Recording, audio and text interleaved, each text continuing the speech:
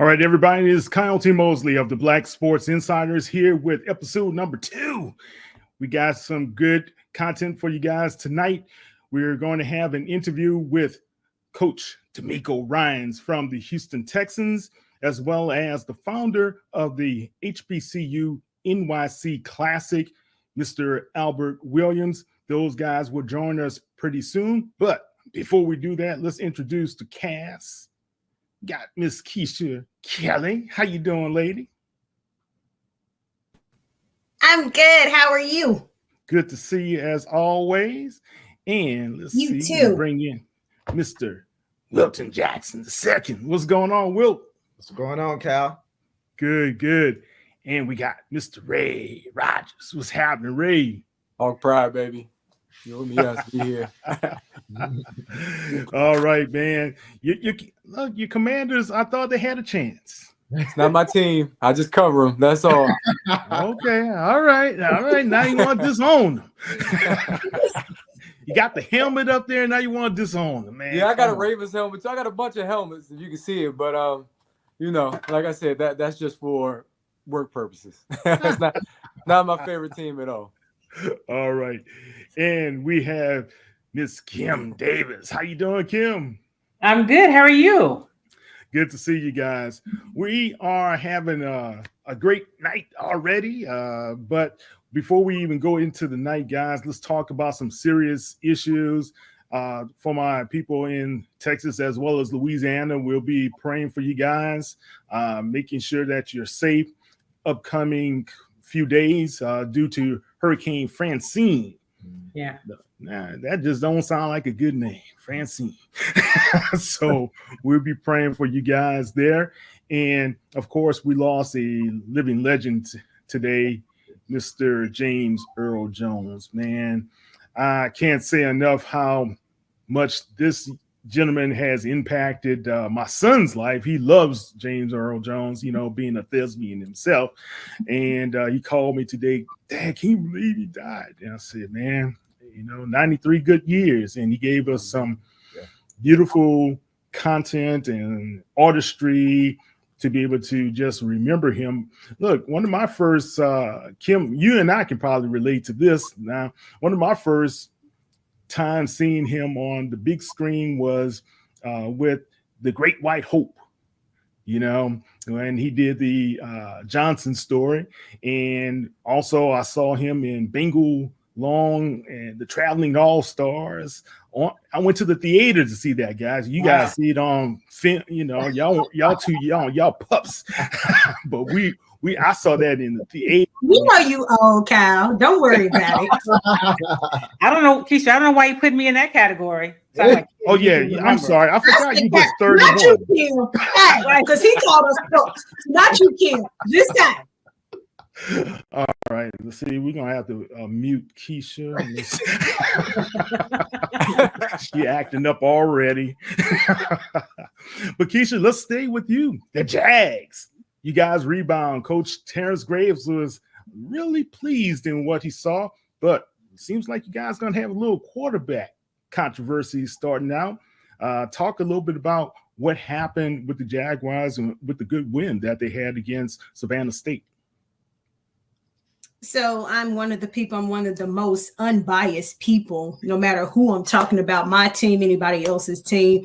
There was a struggle. We're just gonna keep it booked. There was a struggle in the first half on Saturday. There was, and I tell people, football is still X's and O's. D1, D2 is still X's and O's. It does not matter who you're playing. And I knew that Savannah State was gonna give us everything that they had. They had a point to prove. They came into, I always say it's tough on the bluff. I mean, that's one of the things they say, it's tough on the bluff. But they came and they gave us some fits. And of course, that we all know, there was a quarterback change with Noah being switched out. But it was in that first half, in that first quarter, I was just like, come on, what are we doing? Like, everybody assumed this is D2. You're supposed to automatically, just win to your opponent. But, these guys are playing for the same thing, out of conference or not, they playing for stats. They're playing the game that they love. And, of course you'll want bragging rights and say, hey, I came up here and beat up on the D1 team. We're not going to act like it hasn't happened with Miles and Alabama State. It's happened with, with schools. So it was tough watching that. But once, the quarterback change came, they start clicking on every cylinder. And I'm just over here like, okay, now it seems like the rhythm is finally coming. But I'm not going to sit here and act like all 4 quarters we was just rocking and rolling. Absolutely not. Savannah State was trying to give us the business. They was trying to put a dagger in it. They thought old boy was Shannon Sharp was back with him, right? So, but it was a pretty good game. I know, but you guys, the Jags came out the victors, and Jackson State, well, they looked like they rebounded pretty good, but they also whooped up on the SIAC team. Was it Lane? Yeah, it was Lane. Yes. And they didn't look, they really didn't do Lane any favors there. I mean, the Dragons went down 58-7. Talk about that. That was a game that Jackson State pretty much had control from the very start, Cal. I mean, from the way that Cameron McCoy, for those that may not know him, he was the backup quarterback to Jacoby and Morgan. He got the start. He was. He's the transfer that came in throughout the spring, and so he got the start over Jacoby. It was more so, according to Coach Taylor, it was more so about giving him that playing time against a smaller, team like Lane from the SIAC. And so, honestly, he got, not only did he get playing time, he got quality playing time. And for those who don't know his game, he's obviously a dual threat quarterback, and we saw it on full display on Saturday. 2 touchdowns on the ground, 2 touchdowns throughout the air. He got injured going into the second half. Well, in the first half. He got injured, and then, of course, Jacobian comes in. But honestly, when you look at that game, if he doesn't get hurt, Cam probably plays that entire game. And so typically, when you came into this game and looking at Jackson State, you know that, like, the running game has been a big thing for them. Of course, the pass comes along with it, but they didn't really have to run the ball as much because they had such good field position throughout that game. Again, playing against Lane, defense played lights out. It's crazy because even with them playing lights out, defensive coordinator Renzo Quinn talked today in the press conference leading up to the game against Southern this week. He said they didn't finish the job, and that's one thing he wants to focus on. Even though Jackson State only allowed 1 touchdown, he didn't want to allow 1 touchdown. He wanted it to be 58-0, period. That's what he wanted. He wanted a perfect game. And so until, obviously, no game is perfect, but all around offense, defense, special teams, Coach Taylor was excited, with what his guys did, and he's looking forward to, and Jackson State faithful are looking forward to an interesting boombox classic against Southern. So I'll be seeing Keisha probably in a couple days. Boombox classic. You guys, y'all don't have me in a couple of days. Y'all don't have any sound over there. Texas Southern got the sound. That's what they say in the PV. Yeah, don't tell the boom or the box that. I know, man. I'm not. Trust me. Ray, how was the MEAC, man? So I was saying before we came on live that Chennis Berry, he's winning my vote already for MEAC Coach of the Year because his team looked so much better than they did last season. Defensively, going up against Citadel, who ran a triple option. And, that's hard to stop. But somehow they locked down and they were able to prevent Citadel from coming back. They built a big lead. A lot of comparisons from Phoenix to Michael Vick. Left hand can move. And I'm excited about them. Also, like what Morgan did, even though they lost to Towson in the battle for Greater Baltimore, it's still something to be noted that their defense, Morgan State, held Towson to 0 points in the second half. That was a big statement coming back from Hampton, who scored 28 on Morgan State.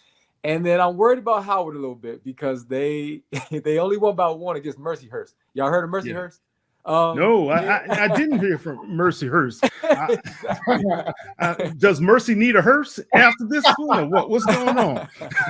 Yeah, so that was a little concerning because you would think Howard, based on the season they had last year and the guys that they brought back, they have an amazing backfield. They got Kenny Gallup, who was on NFL radar, and he scored a touchdown, but still only went about 1 point against Mercyhurst. Was a little concerned. And then you had Elon defeating Central with Khalil Baker, the former All-American defensive back that played for Central. I'm not going to say he loves Central. Of course, he graduated, and he's getting his last year in school, so there's no hard feelings. But I'm sure it was fun going up against his old team and putting the hurting on them right before Central prepares for the Classic against A&T. So, yeah. Fun week in the MEAC, but Chennis Berry is still in the show already. I'm I'm excited, Kyle. That's your man. He's supposed to That's be my guy. coaching in the Celebration Bowl, according to you last week. Coach Barry, bringing the heat, baby, bringing the passion. He's giving people what they need, what the coaches need to be able. Man, you got to see his press conference. You got to be in the game. You got to have those acronyms and those. You got to just do what Chinnis Berry does. That's my best impression of Chinnis. But he's a great guy, man. But also he has his heart to those kids, and that's what you got to appreciate. Hey, but Kim, you and I were sitting side by side, and we saw, what was the name of that school? Mercyhurst. We needed some mercy. Texas Southern needed some mercy against Rice. Kim, talk about it. I think when we talked to Coach after the game, he probably summed it up. I mean, those young men were so excited about winning last week, after losing, 9 straight to PV. And like he said, it was a big win. He said, but maybe they got a little too caught up in the fact that they won that one game instead of focusing on what you really have to do. He said, I take responsibility for that because we knew what we saw on tape from Rice, and that loss to Sam Houston was not going to be the Rice they saw coming out on Saturday. So there are a few problems. They were without KJ, their quarterback. So that was the first thing. And Rice is so big and dominant up front. And once they just manhandled and owned the line of scrimmage on both sides of the ball, and TSU just couldn't get anything going. And so that was hard to watch. And it was interesting, Kyle, you asked Coach at the half, what was he talking to the team about? Because he stopped them before they went into the locker room and they talked for a few minutes. And he said, I told him, you're not the first team to be down 38-0. And so he looked at me, and I remember that because I covered that Oilers team that was up 38-0 against Buffalo in the playoffs, and the Bills came back. So he could speak from experience about this isn't the end. We can come back, but talk about a learning lesson. Yeah, you got to. It was tough sledding. Let's be honest. It was tough. Jace Wilson did his best to try to help those guys out. 6 passing yards in the first half is just not going to cut it. 2 first downs in the first half is just not going to cut it. And I think it's a good learning lesson for the Texas Southern Tigers. Yeah. Hey, Kyle, something, and I'll ask the other guys here. I don't know if you've ever seen this, but in the fourth quarter, they took 2 minutes off the clock and said, we both agreed we're just going to make it a 12-minute quarter. I say it was mercy. I'd never seen that. I was okay with it. that was something agreed upon by both of the teams. Let's kind of end this thing short. So, but Texas Southern was able to score on their final drive of the game. So Grambling also, they came out big winners in the historic matchup between them as well as Tuskegee. Hampton, they rebounded with a win against Virginia Union, which I was surprised at. Well, I thought Virginia Union had a chance there. And Prairie View, they came out big. Now, Kim, that's a big win in this area right now for the Panthers to be able to go up to Northwestern State, Louisiana, and win that game. That was a big win. It was good for, Bubba and the Panthers, especially losing to TSU. Of course, he has a lot of he's very close with Chris Dishman, but did not want to lose to them, right? So that was not the way he wanted to start the season. And that's how you rebound. I mean, Rice last week got beat pretty badly by Sam Houston, and they rebounded by taking it out on TSU. And so that's what Bubba did, and Coach McDowell and the Panthers. But that was a big win. When you can go and win those games outside of the conference, those are big. All right. Well, guys, we're going to talk a little bit more later about what to expect in week 3. But right now, Kim, you had a great conversation with Coach DeMeco Ryans, the Houston Texans head coach, and those guys had a big win this Sunday. Talk a little bit about Coach Ryans. So, DeMeco, of course, played for the Texans, was a linebacker back when he played, and a couple of years ago was one of the hottest coaches in the league. He was a defensive coordinator with the 49ers and the Texans were able to hire him.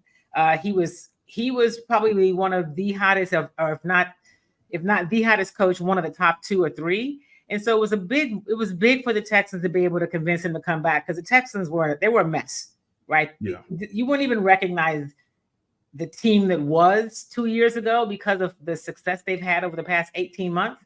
But, they say in the NFL, it starts with a good head coach and a quarterback. And so DeMeco came in, they drafted CJ Stroud, Nick Caserio, who I will say the general manager, I have to give him credit. I was not totally sold on Nick Caserio in his first couple of years, was not sure he was cut out for the job.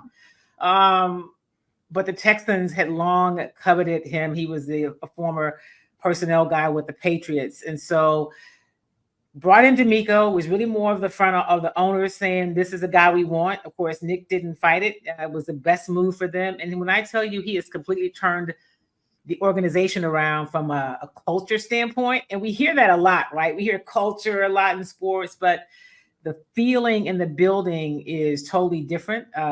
The feeling, not just in the locker room, but just throughout the organization and throughout the city. And so that's what I was about to say. The whole city is it's different. Yeah. Listen, I covered this Texans team when they went 2-14 under Gary Kubiak, and they still were able to fill the stadium up.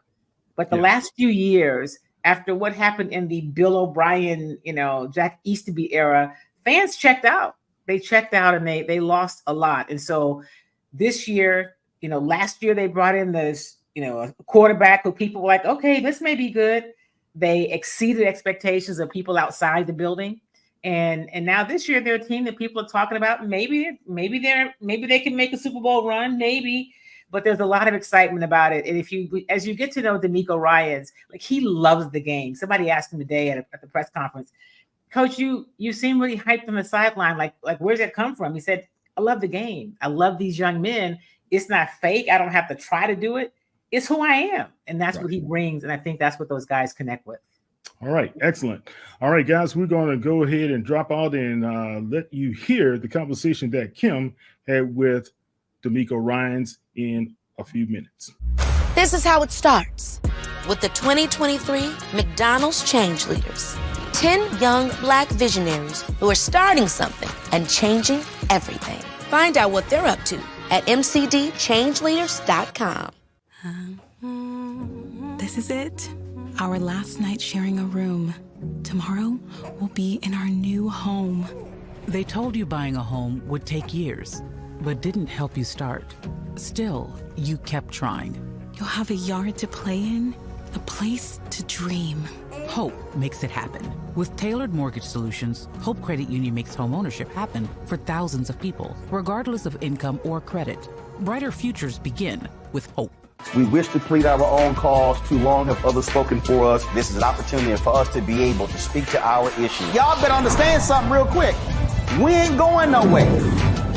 It is a continual battle that we see all across this country. Revolution will not be televised. The revolution will be streamed. All momentum we have now, we have to keep this going. He makes sure that our stories are told. Roland Martin's doing this every day. You can't be Black-owned media and be scared.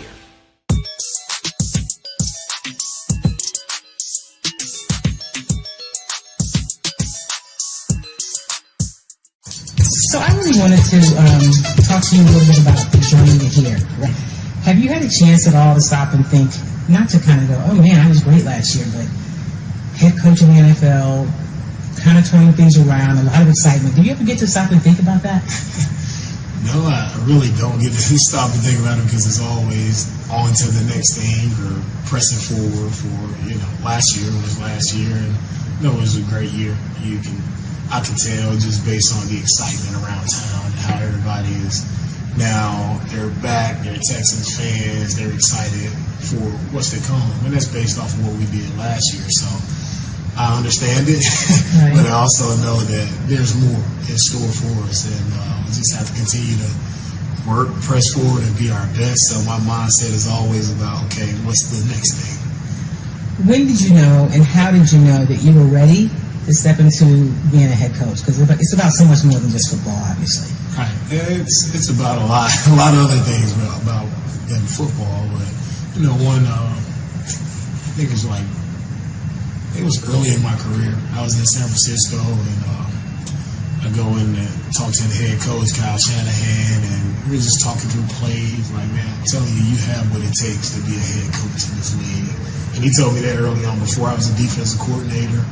Right, I was, still just coaching the inside linebackers, and he saw something in me that sparked a little more interest in myself. And I was like, sometimes you need someone to tell you, right, hey, you can be this, or you have what it takes to accomplish, right, such a high goal. For Kyle to tell me that, it's like, okay, I can do this. It wasn't on my radar. That was not why I got into coaching, was to be a head coach. I just got in to, serve players and help younger players. That's why I got in. And I'm still doing that, serving and helping, and now it's just in a different role. When did you feel it? When did you know, like, okay, he said it, but like, I'm ready? Like, was it when you got this job? Because you've been kind of one of the hot names, right, out there. When did you know you were ready? I don't know if you're ever ready, right? Until you actually get in, you have to do the job. But I would say, from my first year of being a coordinator and getting a chance to interview for a head coach position after that year, it's kind of everything was going so fast. First year coordinator, now I have a head coach interview. I'm like, wow, like it is going fast. So I want to just take a step back, kind of recalibrate, and I took that next season to kind of prepare myself for what does it truly entail to become a head coach. Like, what are the things I need to be working on to be a head coach? So I took a year to kind of figure those things out, and then a year later, I'm sitting here in Houston as the head coach. You probably couldn't have written a better script, right? Come back to Houston, where you play, where you consider home, and to be a part of a city that you already know and love. Over the years, I've covered the league a long time. I would say now the league, in terms of management, coaches, GMs, and other office presidents, it's a lot more diverse. And I know that may not be what you sit back and think about, but that's kind of cool. I mean, to be at this place now, and you're part of that. Yeah, no doubt. I'm thankful, and I'm honored, because I know it's a lot of coaches, executives who came before me. They paved the way, who weren't able to, sit in this chair and be a head coach, but guys who were deserving of the opportunity and didn't get the opportunity. So there's a lot of the older coaches that, I feel like I have to make sure I'm successful for those guys, like representing for them, and just going around and talking to other coaches, like, I feel like a lot of guys they're pulling for me. Guys I've never met before, guys I don't know, guys like, man, I'm pulling for you to be successful. I'm pulling for you to get the job done there, and that means a lot to me. From guys who I've never met, guys I never talked to before, but to know that, they see me from afar and they appreciate what I'm doing, and they are truly all in on me being successful. So that means a lot to me, and I understand the weight that I'm carrying for a lot of people. Obviously, the ultimate is to win a championship, right? What is success? I mean, have you always want to get better and you're pushing ahead, but you have to also kind of give yourselves a little grace sometimes and say, you've done a little something. What does success look like?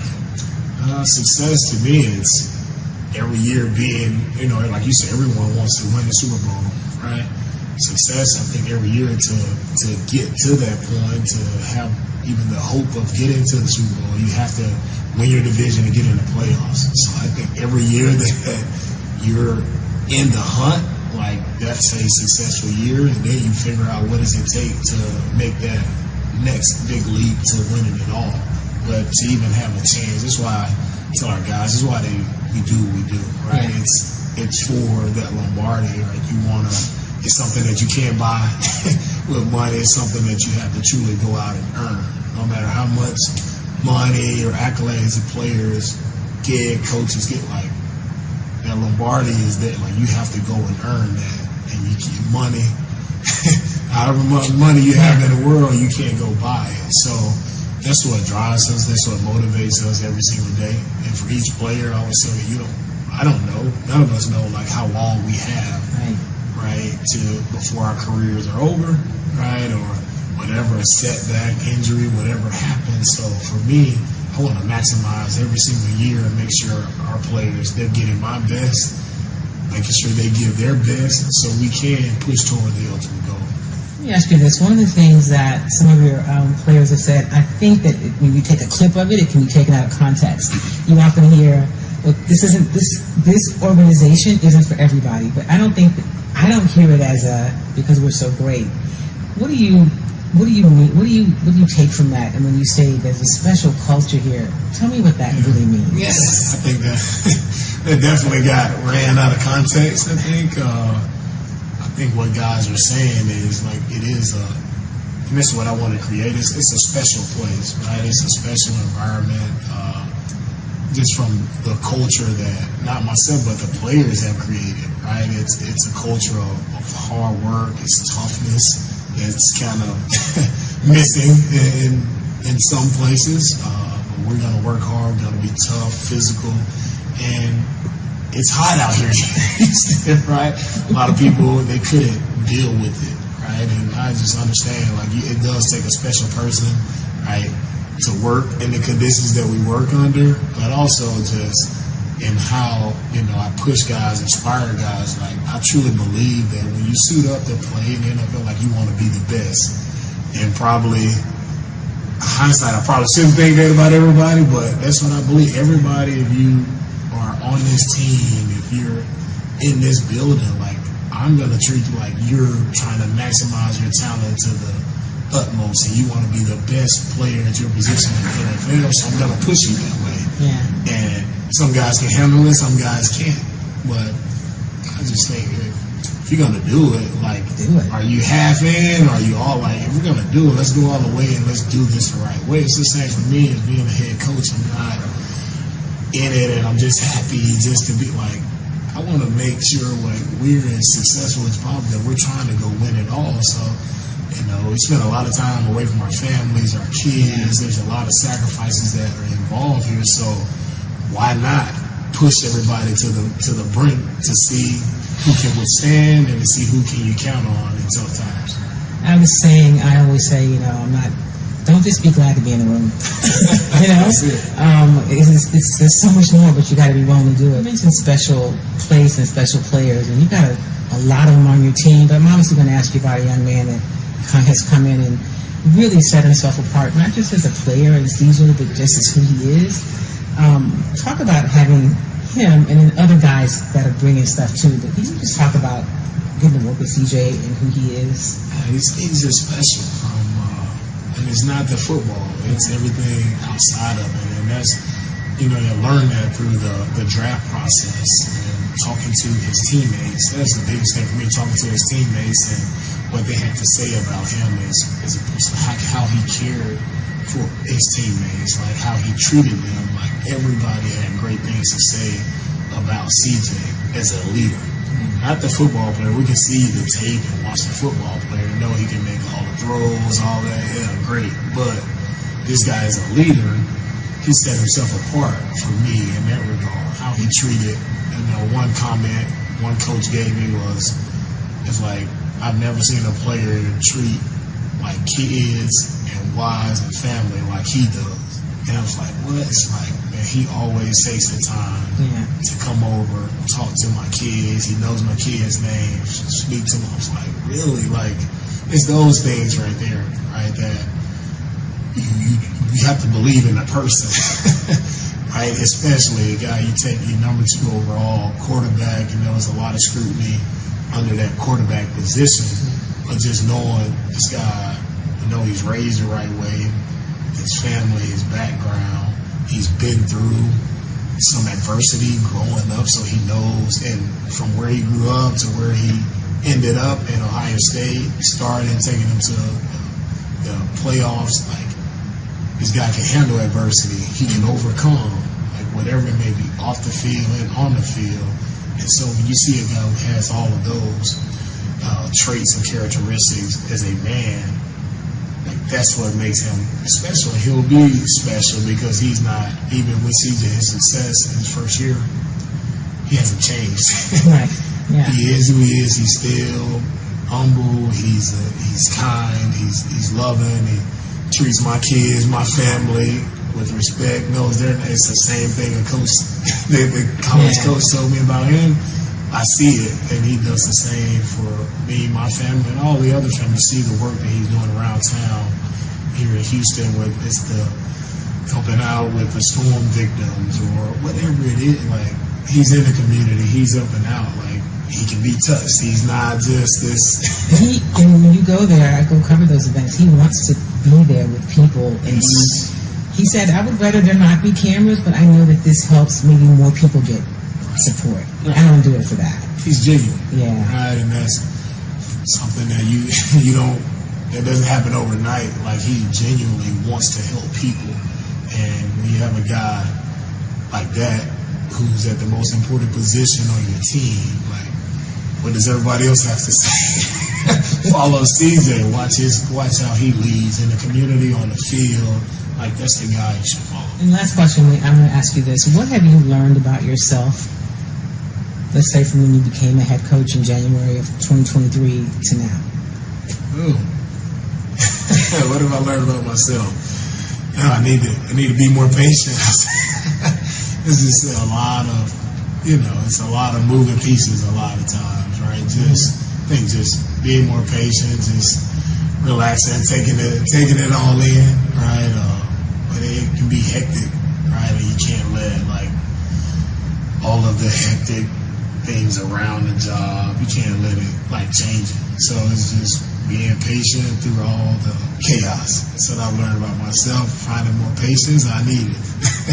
Well, we don't see that, right? So you were on the outside. You seem to be doing a good job. Thank you. I appreciate it. No, thank you. All right. Let's bring Kim back in. Kim, talk about your time with DeMeco and just having this talk that you guys had. It seemed like he was being very, very, very transparent. That's really who he is. He's been that way. He was that way as a player. And I have to tell you, I got a chance to talk to him. It was actually the week before the season kicked off. And when I said to him, "Hey, coach, I want to sit down with you one-on-one." I mean, we get access to him like Monday, Wednesday, Friday, and then on game day on Sundays. And so for him to take the time and do a one-on-one was really cool. It speaks to him, and I've built a relationship with him over the years. But NFL teams and pro teams are really big on limiting some of that access to national media and also to their partners, because the partners pay a lot of money for those relationships. And so I said to him, the PR team there is great. I said, but unless you say to do it, then they're not going to set it up. And he did. So that's the first thing I want to say is, when you have guys like that who will say, "Absolutely, Kim, what do you need?" I appreciate that, because he doesn't treat me and my work like it's different. And that's always great when you've been around and put in the work that all of us have for so many years. But he's super authentic. I mean, he's who he is. He's a family man. I don't know if you saw the game yesterday. At halftime, they had this craziness happen with a clock situation, and he just said, "You know what? It's on me. I'm the coach. We gotta do better." And he takes the ownership of it. You're not going to see him, blaming people. Now, I don't know what he says in the meeting rooms, right? I'm sure that he calls people out when necessary, but I know those guys respect him, and the coaches respect him. And I think it's the start of something that could be really good here for the organization, and also for him and his family. We didn't talk about it yesterday, but sometimes I'll ask him, whenever you ask him about his wife and his kids, you see he just lights up, because that is what's most important to him. So good guy. I appreciate him. Yeah, beautiful family, good man that even the fans are gravitating to him and loving him, as well as the young man, CJ Stroud. What's the ceiling on this young man there? Listen, I don't know. Year 2, obviously there's more that he can do and grow. It wasn't his greatest outing yesterday, but they won, and he still had some magical moments. I think the ceiling is really high. And that's another person who, what you see is what you get. When he first got here, Kyle, and he come to the podium after game, he's always going to say, "I want to first thank my Lord and Savior Jesus Christ." And I see some of my colleagues do the whole, here we go with that, right? But after you are around him throughout the season and you see that is a part of his walk, and he's clear about it, and it's not him wearing it on his sleeve, it's just how he lives his life. people then got it. And so the other thing I can tell you about CJ is because he's comfortable with his faith, he's clear about it. He says, listen, football is what I do. I really enjoy, but that's not what I'm here for. Football is the way I'm able to spread the word of Jesus. He believes that that's what his purpose is here.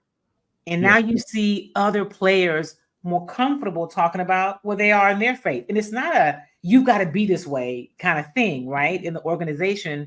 And so that's what's really cool. What is CJ, 22? I think he'll be 23 this fall, a young man who is really clear about who he is and a sponge to want to learn. I mean, I'll tell you this quick story. Last year I was talking with Tank Dell one day, and Tank about his relationship with CJ. And Tank said, man, CJ is just, he's always learning. He asked me one day about this play I made in college. And I said, bro, how did you know that? He goes, well, I go through YouTube and look at my players and see what they've done before we got together to see what they could do. I mean, so even outside of the film room, he's always trying to see what else can I learn about the guys that I'm lining up with. And so that's who CJ Stroud is.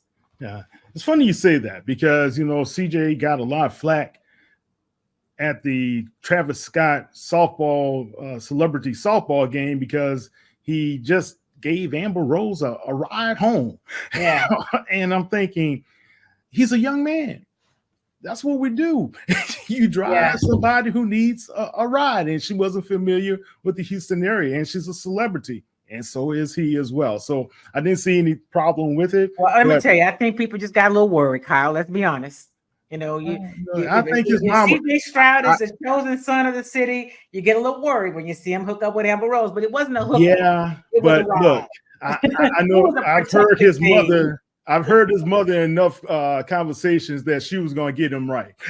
Yeah, he's got a great great foundation, and so but he's clear about who he is, and so I enjoyed that about him. All right, we'll be back with Kim a little bit later, guys. Let's move on and talk a little bit of more college football, but first, let's pay some bills. See those people right there? Mm-hmm. When they get inside and find out this place doesn't serve food, they're gonna wish they had done this. Facts. Get one favorite like a Big Mac or Quarter Pounder with cheese and get another for just $1 right now at McDonald's. Technology lets you monitor your pet when you're not at home. But to monitor threats to your hybrid workforce wherever they are, you need more than technology. You need CDW, who gets to know your business and can design and deploy custom solutions with pre-configured HP notebooks with HP Wolf Security. AI-enabled threat detection and remote management protect your endpoints 24/7, giving your defenses some real teeth. Bummer. HP makes always-on remote security possible. CDW makes it powerful. This is it. Our last night sharing a room. Tomorrow we'll be in our new home. They told you buying a home would take years, but didn't help you start. Still, you kept trying. You'll have a yard to play in, a place to dream. Hope makes it happen. With tailored mortgage solutions, Hope Credit Union makes homeownership happen for thousands of people, regardless of income or credit. Brighter futures begin with hope. I'm Kyle T. Mosley of the Black Sports Insiders. Thank you for joining us tonight. Look, guys, I am here with a young man who has put on quite a great show up there in New York City, where you don't get a lot of HBCUs, but you got a lot of people from the NYC and New Jersey, Philadelphia area, and those guys just talk about the great experiences they had at any HBCU. And I know when I was at Morehouse and the Atlanta University Center, we had a lot of people who came in. All right, Kyle. Thanks for having me again, man. All right. Yes. Good to see you, man. So talk about the HBCU NYC Classic. I was there for the inaugural game, and Howard whooped up on Morehouse only in the second half. We were 0-0. The Maroon Tigers did outdo what we were able to do until the Bison just poured it on. And last year, you guys had Albany State as well as Morehouse. And this year, you have Howard and Morehouse once again. Talk about that. I mean, it's tradition, right? It's two of the classic rivals, right? You know better than I do. Morehouse, Howard. it's a great game. It's a good time for HBCUs. It's a good time for the fans, and it's in the Northeast. So a lot of their alumni, as you just stated, are in the Northeast. So having this HBCU Classic in New Jersey gives an opportunity for those alumni who can't make it back to homecoming to come out and see it. But it also gives an opportunity for folks who are not familiar with HBCUs and the camaraderie to come out and spend some time, hang out for us with, 4 or 5 days, culminating at the end of the week with a game. Yeah. Now, the great thing about this Classic, you guys have some great events leading up to the Classic. Talk about those auxiliary events. Absolutely. So we do 2 college fairs, one on Wednesday and one on Thursday. Last year, our college fair in New York, that's this Thursday, we had at BMCC, Borough of Manhattan Community College, 968 kids got accepted to college on the spot. Whoa, hold on. Time out. How many? 968. 968 kids accepted to college on the spot. What type of colleges? HBCUs, PWIs, community colleges, college. As long as they got in there, that mission accomplished. That's this awesome. year we have over 3,300 students registered to show up in New York, and about 2,600 for New Jersey's college fair. Wow. Now, how can someone register for that event if they're listening or have their kids ready to get into college for next year? For next year, so check our website, www.hbcunyclassic.com. October, its registration is really close because we're 2 days away. Okay. But by October, we'll be ready to load up for the next couple of college fairs. Okay. We'll definitely do more than one this year. We'll do probably one in February, one in May, and then one in September. Okay. And what else is going on? Are you guys having like an event at the Apollo like you had once before? Yeah. So last year at the Apollo, we had HBCU Inspired. We're not doing that at the Apollo this year. We're going to do that at Keene University in Union. So there we'll have the step show as a part of that HBCU Inspired. All right. So you're going to have the Greeks out, the Divine Nine showing their stuff.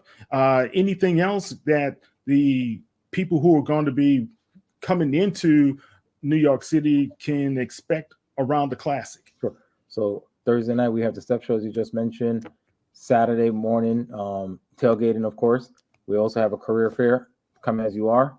So last year, we probably had 12,000 people go through that career fair, just pass through and look for jobs. Tailgating, career fair, the big game, of course. After parties, post-game show will be performance by Sean Paul. Oh, really? Grammy-winning Sean Paul. We're going to do our post-game performance. Let's see what else we got. We have an after party at the American Dream Mall, where Toyota and Rock the Bells, we're going to have Slick Rick going to be out performing for us. All right. Yeah. Dougie Fresh, will he be able to make an appearance with Slick, or is it just going to be Slick Rick? We have to come and find out. Hey, man, I told you, send me a ticket now. All right. Why Morehouse and why Howard? I mean, these are 2 legendary programs, but when you talk about the Maroon Tigers, we don't have a legendary football program, but we do bring the fans, right?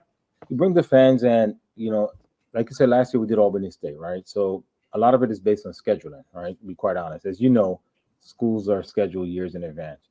In the Northeast, Morehouse and Howard, their alumni, they have a strong base in New York. New York City is ran, New York, New Jersey, is ran. The deputy head of city council in New York is a Howard grad. The mayor from Newark, New Jersey, Howard grad, Howard family. Got a lot of Morehouse execs, a lot of Morehouse city employees, city higher ups as well. So those are the alumni bases here, right, in the Northeast.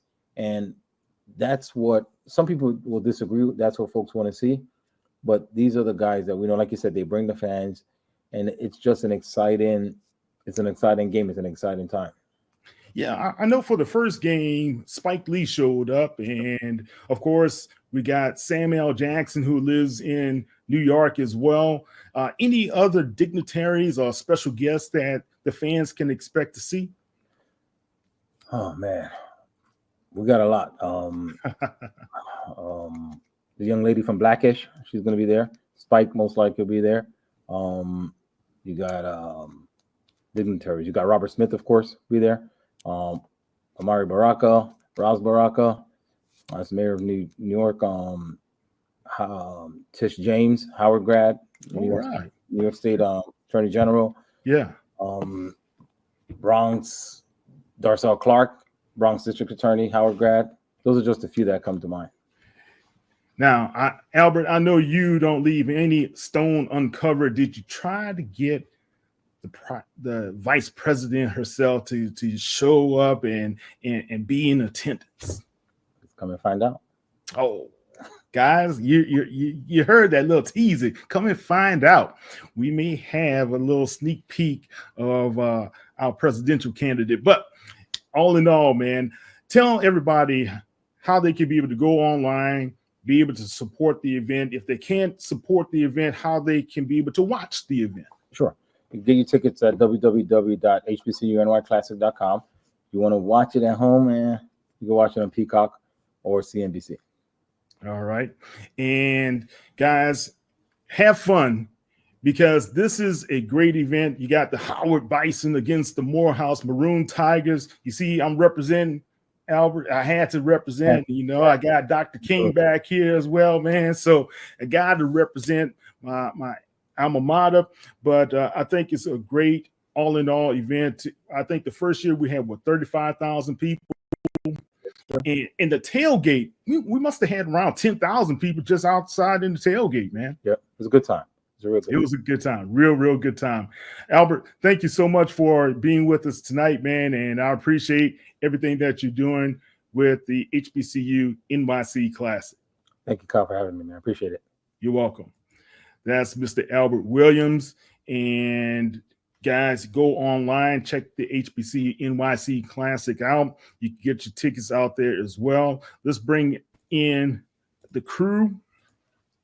All right, guys, let's see here. All right, we got Ray. All right, Keisha and Will, you guys, I know y'all have some inroads to the SIAC, and y'all talk a little bit about the games there, but Morehouse been having a tough time of it this year, right? And Keisha, you saw it firsthand, especially that first game. Coach Terrence Mathis, do you think he can be able to turn this program around? To be honest, I think it's going to take a year. I think it's not going to happen this year. I think it's going to take a year, just to try to kind of see what the team has and try to get everybody on the same page. But I think definitely it's going to take some time, because even I didn't cover Morehouse this weekend. I covered Clark Atlanta, but even looking at, they come in, they played a strong Johnson C. Smith.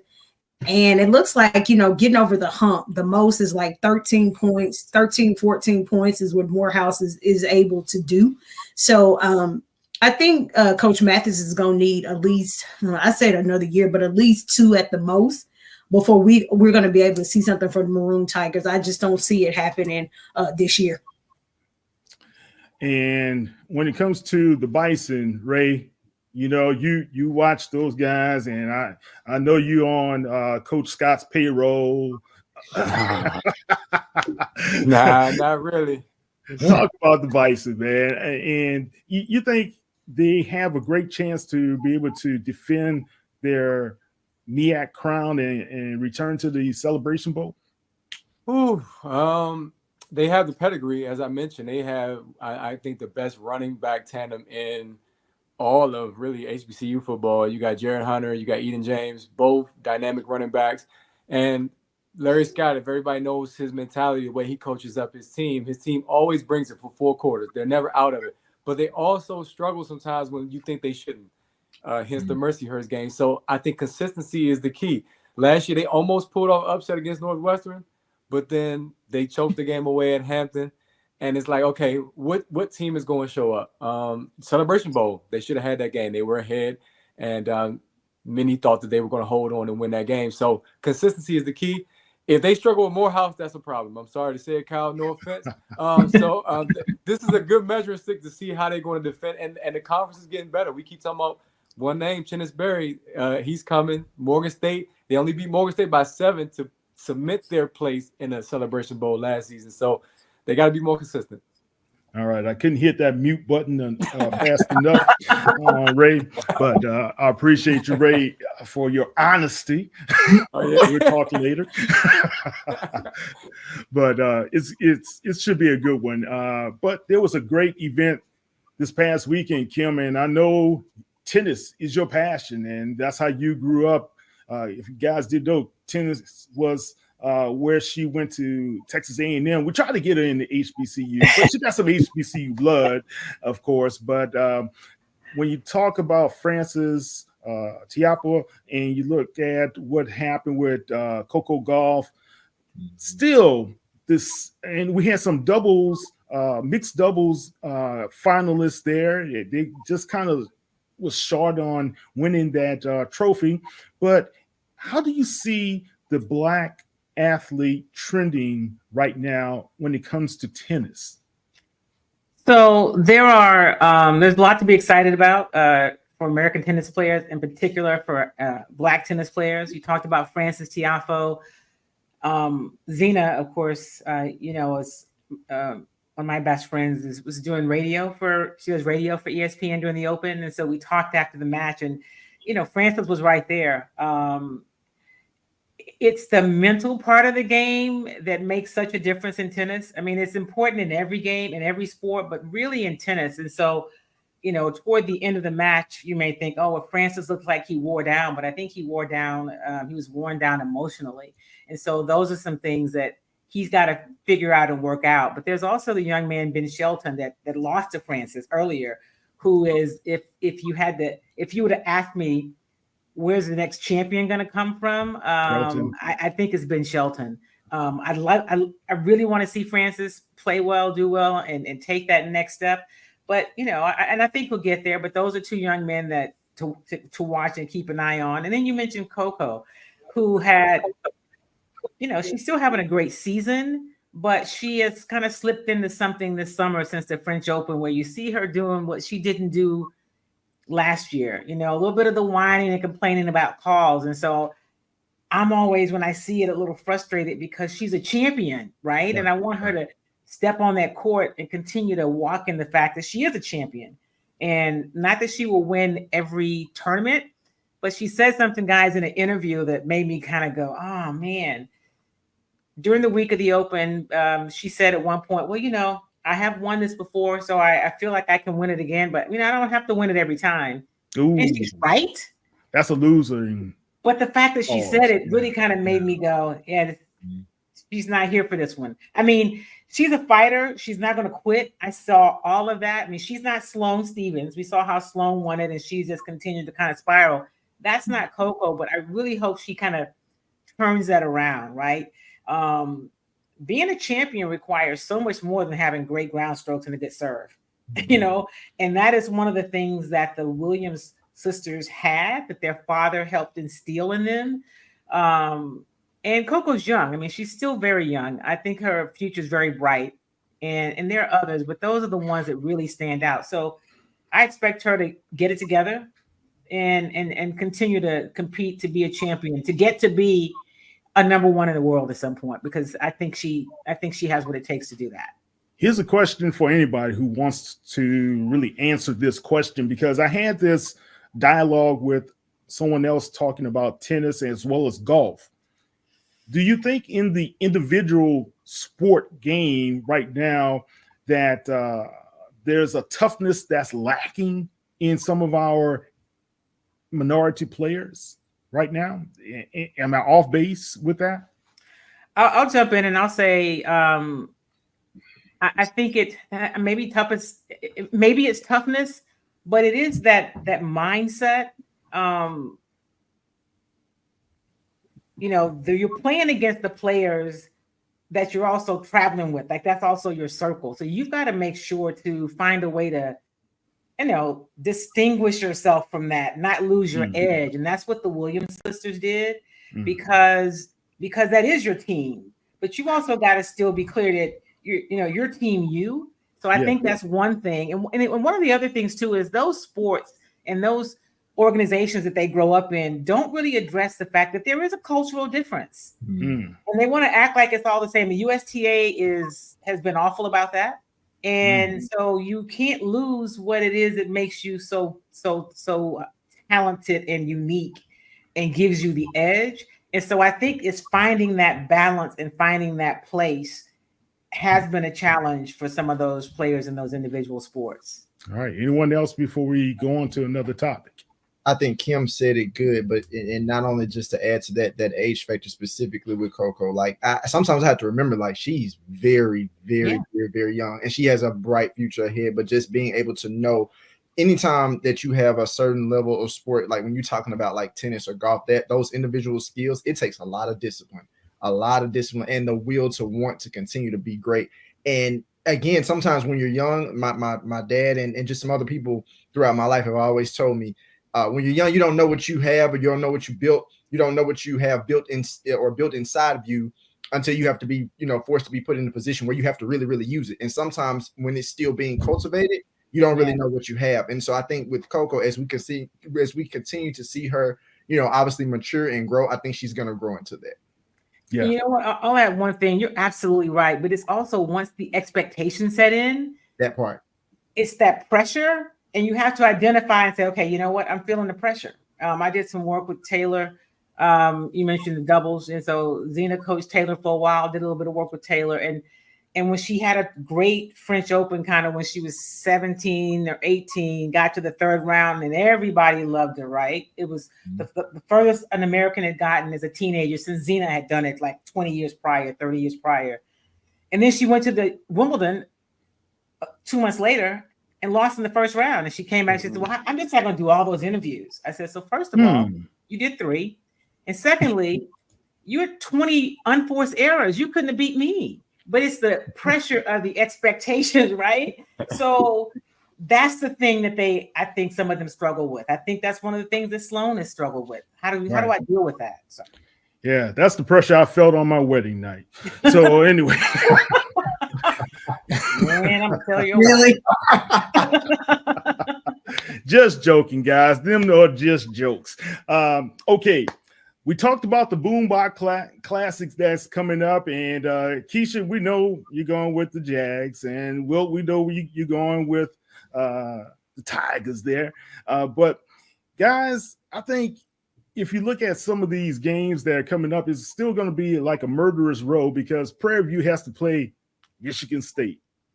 That's not going to be an easy task for the Panthers. Then Benedict has to play Ferris State, and you got but one game that is going to be kind of interesting to me is Hampton against Norfolk. Norfolk had a chance to bounce back, Ray, this weekend, man, and Coach Odoms was on the line. He was on that hot seat, and do you think these guys will still be on the hot seat in case he falls against the Pirates this weekend? Yeah, this battle of the Bay. This is kind of like the Bayou Classic right here. You can't lose this. And I'm glad he bounced back against Virginia State because Virginia State got them last season in that opening game. Took some luck though. If you watch that game, I think Norfolk recovered a fumble and almost scored a touchdown. They scored on a play right after, maybe the play or two after. But anyway, you got to be Hampton. Got to. The noise is not going to calm down if you don't win this game. If you lose this game, then I think the seat gets even hotter if that's possible. We know the rivalry, we know the history, and it's going to be packed. It's going to be a great environment, but you can't lose that game. And the fan base is already chirping.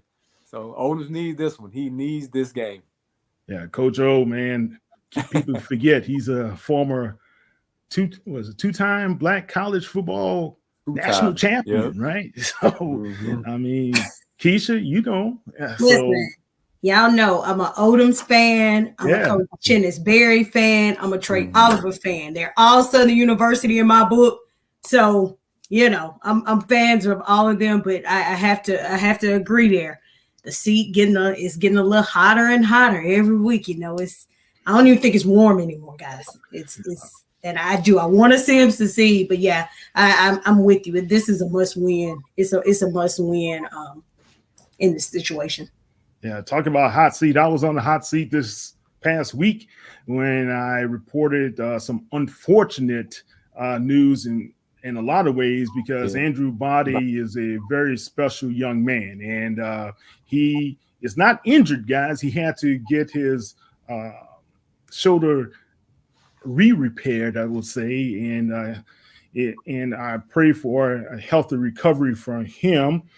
He showed his flashes and showed that he is a superstar in this league once he gets the ball and given the opportunity in that Orange Blossom Classic. So we're praying for a speedy recovery for him. But it was a speedy recovery for the Hornets with that win that they had against Miles. So Coach Eddie Robinson Jr., which is a New Orleans native, so I got to give him some love too, So we're going to see how these guys are able to fare without Body, and they had the freshman who came in and did very good job. So kudos to him because O'Brien was also out of that game. All right, guys. Coach DeMeco Ryans is somebody we should be pulling for, and I'm going to extend the program extra 5 minutes here, but we got to talk about this, the evolution of the black quarterback. 15 starting quarterbacks for the NFL opened the season. I recall back in 1968, if I'm not mistaken, when it was James Shaq Harris opening the season for the Bills. And then he went on to the Los Angeles Rams, and he was the first black quarterback to win the MVP for the Pro Bowl that season for the NFC, I believe. Yeah. So I think when you look at what's happening, we got 15 quarterbacks who are starting. We probably could have had a few more. How do you think those guys fared, Will? I think they fared well for the most part. I look at, when I think about black quarterbacks, specifically, I think about obviously, of course, the CJ Strouds of the world. And I just think about, when you look at the Texans and what they're doing, the quarterback play from him. I'm gonna be honest. When they drafted him, I said to myself, with the defense that the Texans have and him at quarterback, this is a game-changing moment. Specifically, if they have an offensive line that will block for him, this is a game-changing moment. And we're seeing that from what we saw in the first year. Obviously, for some, it took some people by surprise because you don't always expect rookie quarterbacks, especially you don't always expect black rookie quarterbacks to come in and be successful, but he was successful, and he's only going to continue to get better, each week. And so I'm really excited to see what he does. And I think that as more and more black quarterbacks continue to come out of college and look at him as a blueprint and see that, he did it the right way. He's still progressing. And at times you often see, and this, I guess, is not just necessarily black quarterbacks, but since we're talking about black quarterbacks, sometimes people come into the league and they become complacent. They want to be able to do the same things they did in college and think that this particular, mindset and this particular skill that you brought from college is going to work in the pros, and it's not. Everybody in the pros is just as good as you or better. And so to see that he's still taking those strides to continue to get better is only going to, bode well for him as he continues to thrive in Houston. Yeah, a great game, of course, against Mahomes and Jackson on the kickoff special for the National Football League. That was awesome to see how those guys were able to push one another. But Kim, Deshaun Watson, Deshaun, you covered Deshaun in Houston, didn't look good. Didn't look good for him, but not because of his performance, because he was under duress most of the game. I think it's both, though, Kyle. I'm one of the people in Houston that is not pulling for him to crash and burn, but he is, right? He is that performance yesterday, he was under duress. I mean, the starting left and right tackle were out, but he really doesn't look sharp, and he hasn't looked sharp since he's been in Cleveland. And, he looks broken, quite frankly, and I hope he can get it together. But when you look at all the things that happened, he's got that $230 million guaranteed no matter what. You got to want it. You got to want it to come back from what he went through to go out and do the things. And so I don't know if he does. I don't cover him anymore, so I don't have any contact with him. When I see his social media and what I see now from what I used to see when he was when he was playing at a different level. It's the lifestyle, it's the Bentleys, it's the helicopters. And listen, you make the money, you should be able to do whatever you want with it. So I don't have any issue with that. But that's what he's showing. So that means at some place that's some sort of priority. And I think it's tough to compete at this level and to overcome what he needs to overcome if you don't really put your mind to it and aren't willing to do what it takes. And I think when I watched the game, the guys in the locker room know. And so it's going to be hard for the coach to keep running Deshaun out there if that's what he's putting out. One thing that it's just me, guys, but I noticed this little thing.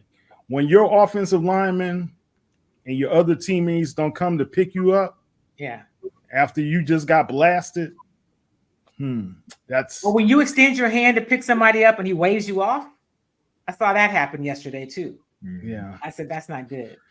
Let's see how that's able to be turned around. And guys, I'm going to recommend this book, The Great Black Hope. It's the Evolution of the Black Quarterback by Lewis Moore. It's a great read. It's now available through all the major bookstores. You get it in hardback or paperback. Amazon, I know, has it as well. So get that book if you can.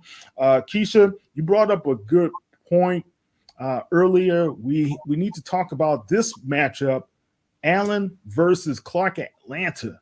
Clark Atlanta, since my days back in Ever Neverland, they are 2-0. 2-0, and that red field got people burning, baby. So talk about how this matchup is going to be better than what people can expect. Listen, this matchup on Saturday, it was a really intense match. I honestly, this is Clark Atlanta's 2-0, first time since 2017 that they have been 2-0.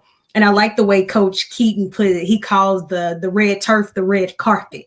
I like that. If you know Teddy Keaton, he's a talker. He's one of those guys.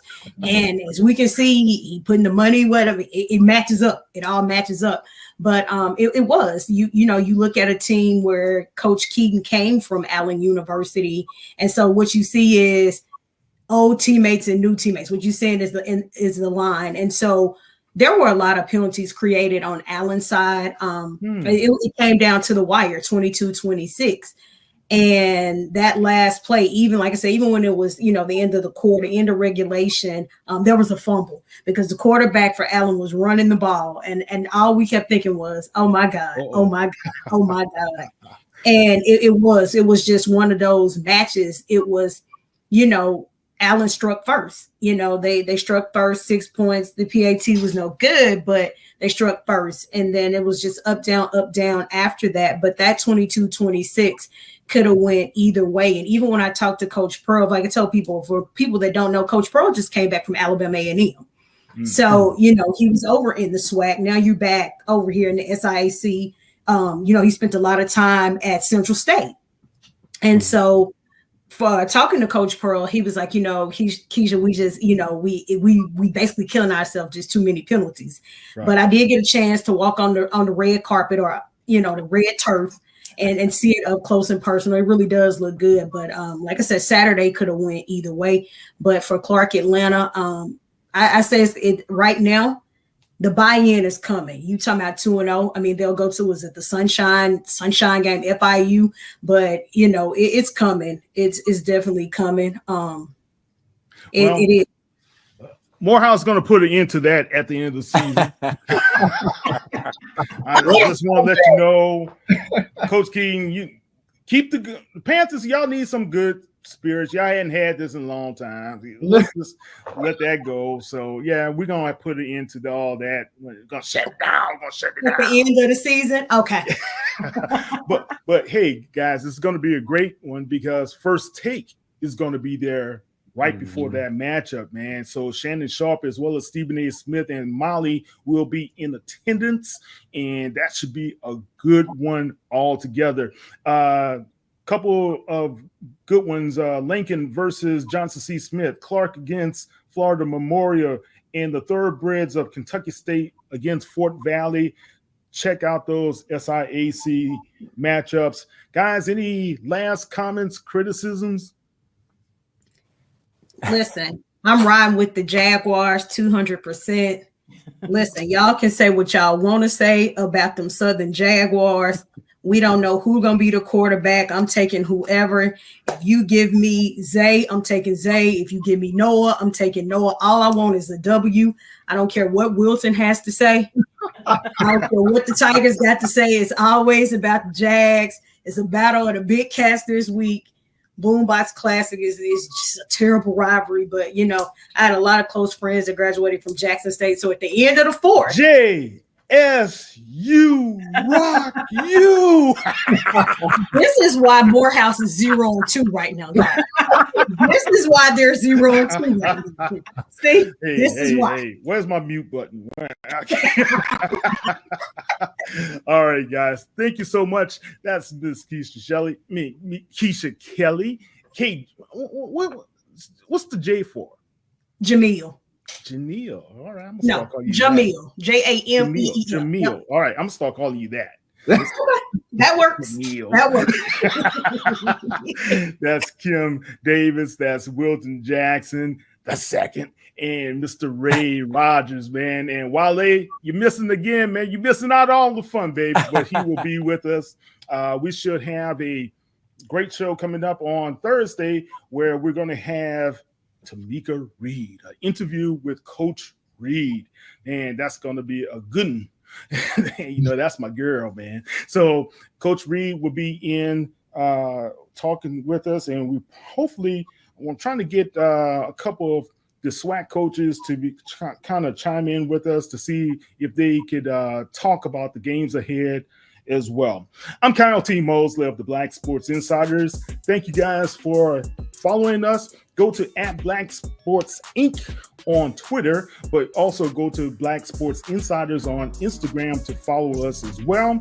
And if you're following us on YouTube, mash up the likes, subscribe to our channel as well. We are growing, but also support our host, HBCU Plus, which is owned by Urban Edge Network. Thank you guys for following us. And hey, guys, don't forget, always be tenacious and always support your HBCUs. Thank you very much. Take care.